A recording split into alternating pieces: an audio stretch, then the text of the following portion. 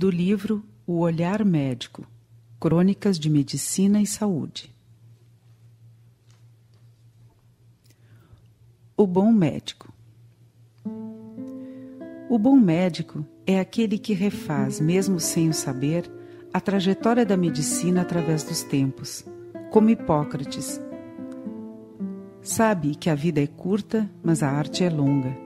Sabe que a ocasião é fugidia, a experiência enganadora, o julgamento difícil. Em suma, sabe que doença representa um extraordinário desafio, tanto em termos de conhecimento quanto de equilíbrio emocional. Mas também sabe, como Hipócrates, que é preciso enfrentar o desafio com os meios que estão a seu alcance, e a isso não se recusa. O bom médico sabe, como o francês Ambroise Paré, que curar é mais do que intervir. Curar, como diz a origem latina da palavra, significa cuidar. Notável cirurgião, Paré revolucionou o tratamento dos feridos de guerra. Até então, os médicos limitavam-se a amputar pernas e braços, cauterizando os cotos com óleo fervente, o que resultava numa elevadíssima mortalidade, que Paré diminuiu drasticamente simplesmente pelo uso de compressas úmidas nos ferimentos, o que reduzia a possibilidade de infecção. O bom médico sabe, como o inglês Thomas Sydenham, que a enfermidade tem certas lógicas. Segue aquilo que se pode chamar de uma história natural, que aos poucos, e seguindo um trajeto mais ou menos previsível, transporta a pessoa para outra realidade, a realidade da doença. Mas é exatamente esta trajetória que permite o estabelecimento de uma estratégia: prevenir a doença no sadio, diagnosticá-la precocemente no já enfermo, promover o seu tratamento quando se manifesta.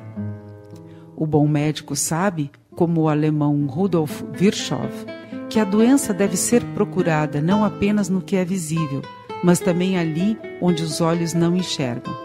Ele sabe que é preciso recorrer ao microscópio e à radiologia, endoscopia e a tantos métodos que ampliam e complementam a capacidade de exploração do médico.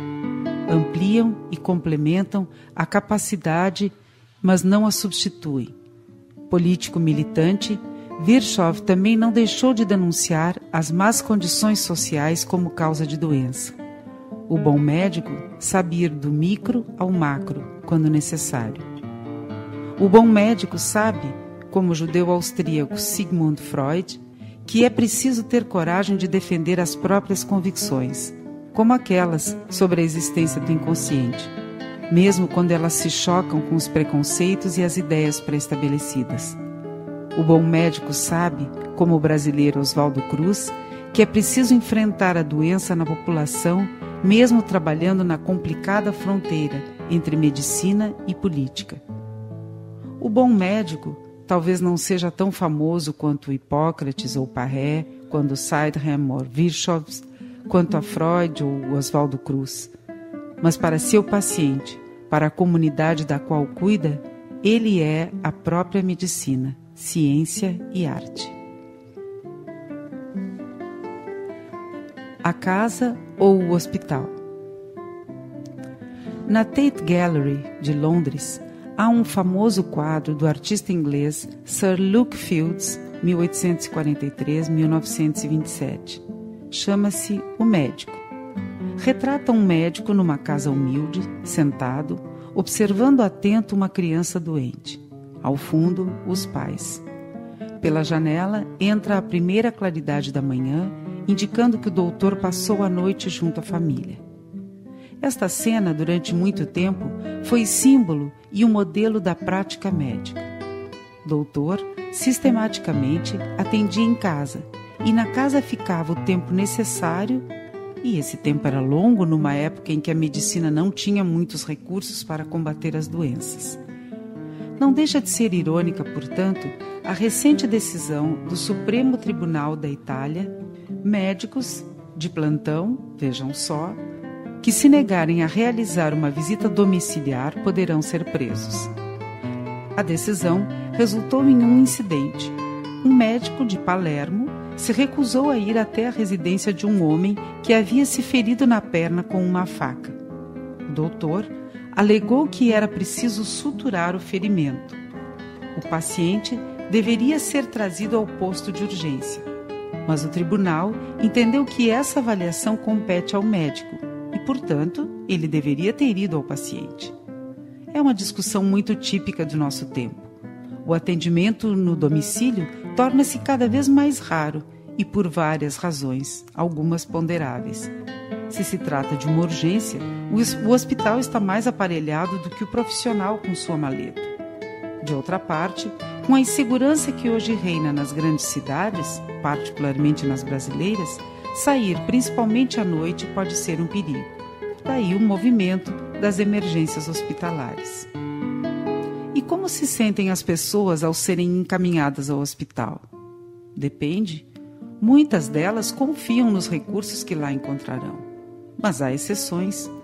Uma coisa que me chamava a atenção, logo que estudante de medicina comecei a frequentar o hospital, era o pedido formulado pelas famílias de pacientes em estado grave. Doutor, se ele vai morrer, a gente prefere que morra em casa.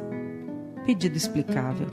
Frequentemente se tratava de famílias muito pobres, para quem o transporte de um corpo para uma região distante representaria um problema. Melhor seria levar o doente ainda vivo. Mas não se tratava só disso. Tratava-se, e se trata, do fato de que as pessoas preferem terminar sua existência num ambiente familiar, na cama em que dormiram por tantos anos. O hospital, por mais recursos que ofereça, é um lugar estranho. Não é raro que pacientes idosos, ao serem internados, entrem em estado confusional, pela simples razão de que perdem os referenciais. Por causa disso, acentuou-se nos últimos anos um duplo movimento.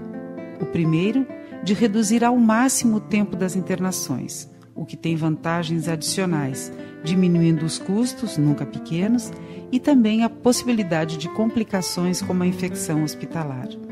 O segundo é o de levar para a casa do paciente condições de assistência que permitam minorar as dificuldades do atendimento domiciliar.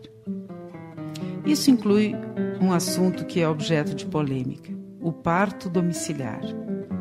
O argumento a favor desse procedimento é de que as mulheres no passado sempre tiveram seus filhos em casa, assistidas por parteiras. E o exemplo sempre citado é o da Holanda. Lá, é possível optar por um parto domiciliar ou um parto hospitalar. 1/3 dos bebês nascem em casa e a taxa de cesárea é menor que 10%. Os partos de baixo risco são acompanhados por obstetrizes. O obstetra só entra em cena quando há alguma indicação médica específica. Mas sobre isso não há consenso, como mostrou um recente trabalho realizado nos Estados Unidos, que comparou as duas modalidades. O número de óbitos de bebês foi 2 vezes maior no parto domiciliar, o que reforça a convicção daqueles que veem a porcentagem de partos hospitalares como um indicador positivo da atenção à gestante. Conclusão: nem tanto ao mar, nem tanto à terra. Casa ou hospital? Para responder a essa pergunta, é preciso conhecimento e bom senso. Nisso também deve ter pensado o médico de Sir Luke na longa noite que passou acordado, cuidando do seu doentinho.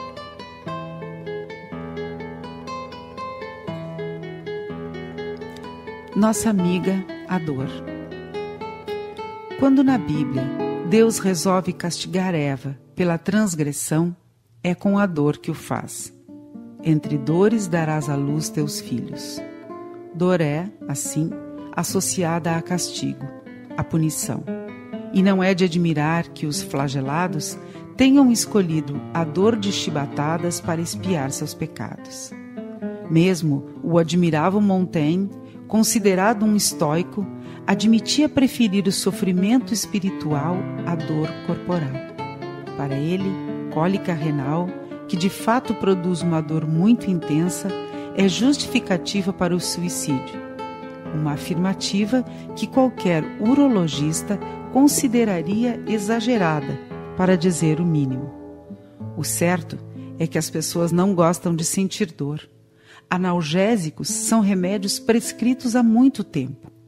O ópio é conhecido desde a antiguidade.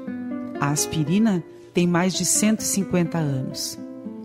Uma das razões para o incremento da cesárea, sobretudo em nosso meio, é exatamente isso: evitar a dor que faz parte do legado de Eva.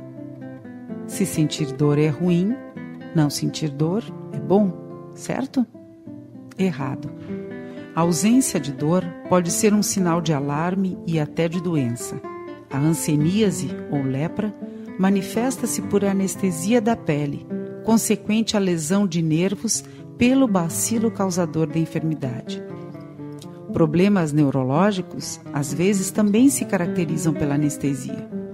O exemplo mais curioso e perturbador é uma rara situação conhecida como analgesia congênita.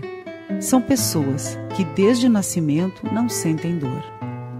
Uma dessas pessoas ganhava a vida exibindo-se num circo. Perfurava-se com um alfinete sem exibir o menor sinal de desconforto. Mas a analgesia congênita não é brincadeira. Essas pessoas, muitas vezes, queimam-se sem sentir, ou sofrem fraturas, ou se lesionam de maneira grave. Ou seja, a falta de dor é um risco para a integridade corporal e para a saúde. A dor é uma linguagem que o corpo usa para dizer à consciência que algo não está bem.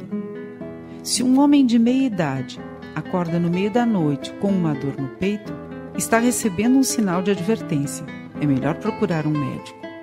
Numa situação menos extrema, a dor que sentimos ao praticar exercício físico, sobretudo se não estamos habituados a isso, também nos informa que talvez estejamos passando dos limites, exigindo de nosso organismo mais do que ele pode dar. Passou a época em que esse sofrimento era considerado normal. Normal é se sentir bem. Normal é também não ignorar a dor. Os astecas tinham um deus chamado Xipitotec, que gostava tanto de sentir dor que se esfolava todo. Mas o que serve para um deus não serve para o comum dos mortais, que farão muito bem interpretando a dor como um pedido de socorro do corpo.